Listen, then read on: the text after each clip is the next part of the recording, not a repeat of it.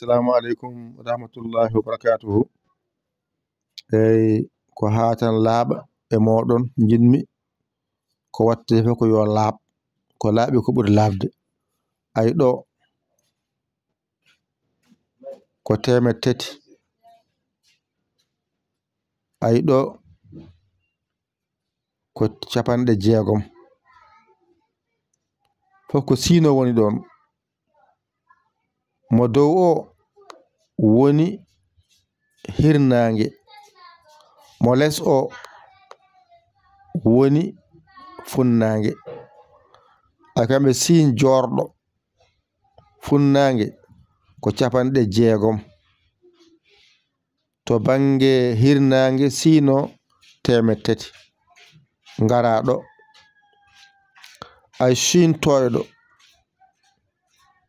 les ayi ton ko temet tati dow ujunere, wadde funnange naaɓe les o ƴettata, hirnange naaɓe ƴettamo dow o, hatta ko sino tan goto ɓe luuran sino.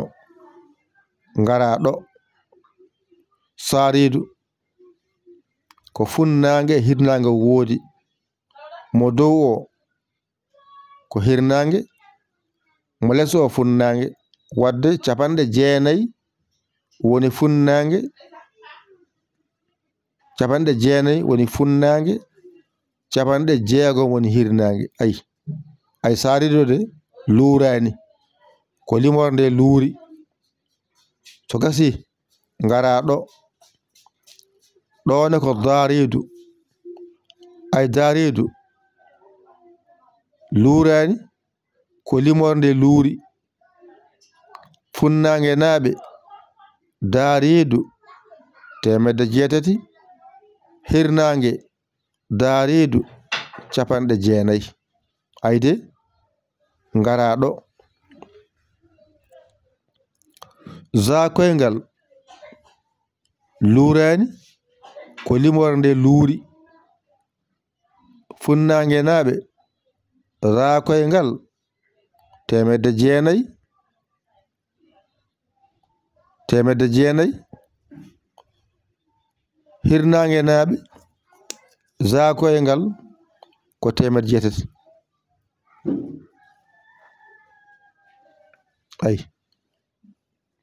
famide a famide moƴƴi de, wadde a faami zakoyngal luurande bindol ɓeega nangiri zakoyngal temedde jeenayi woni hirnange, woni funnange, dow o woni hirnange temedde jeetati.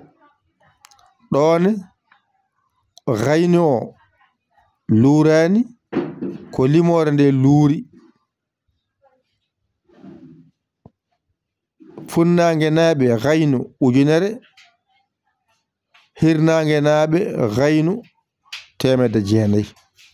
Wadde a faamiɗo hankadi ɗo alluha ngal ɗo tan teskoroɗa no moƴƴi koɗe karfeje jeenayi, ko sin jorɗo e sin toyɗo e saridu e daridu e zakoyngal e gayna baaliɗo. Gasi ɗeɗo karfeje jeegom luuri, ko heddi ko fof nandi jiidi, nandi jiidi. Wadde sin jorɗo temet tati walla capanɗe jeegom, ganda ɗo wonata temet tati, ganda ɗo wonata capanɗe jeegom. Sintoyɗo ujunere walla temet tati, ganda ɗo wonata temet tati, ganda ɗo wonata ujunere. Saridu capanɗe jeegom walla capanɗe jeenayi, ganda ɗo wonata capanɗe jeegom, ganda ɗo wonata capanɗe jeenayi. Daridu ganda ɗo wonata capanɗe jeenayi, ɓe wontata temedde jeetati. Zakoyngal temedde jeetati, e wontata temedde jeenayi. Gayni o e temedde jeenayi e ɗo wona ujunere ni foti wadde dow temedde tati ujunere capanɗe jeegom capanɗe jeenayi temedde jeetati temedde jeenayi ɗum woni hirnange less o capanɗe jeegom temedde tati capanɗe jeenayi temedde jeetati temedde jeenayi ujunere wa amma karfaje ɗe luurani ɗe dow ɗe limore dow nde woni ko wiyete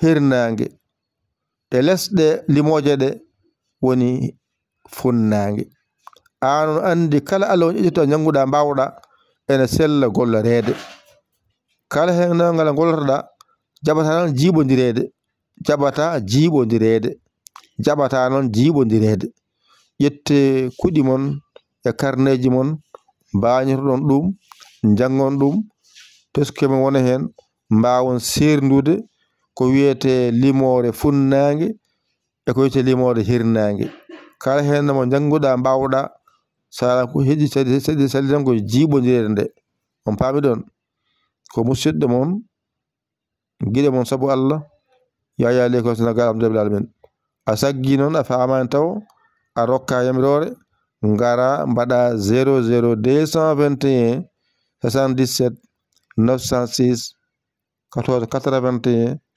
Yaya Ly jiya WhatsApp o caggere ma a saggani ɗum jinmi addira tan ha paama a faami alhamdulillah a famani noon ngara pamtinoɗa taw noon wona tan yi tan haala keccirala ko a fama tan ngara pamtinoɗa a faami jokku hajuma jahajuma wassalam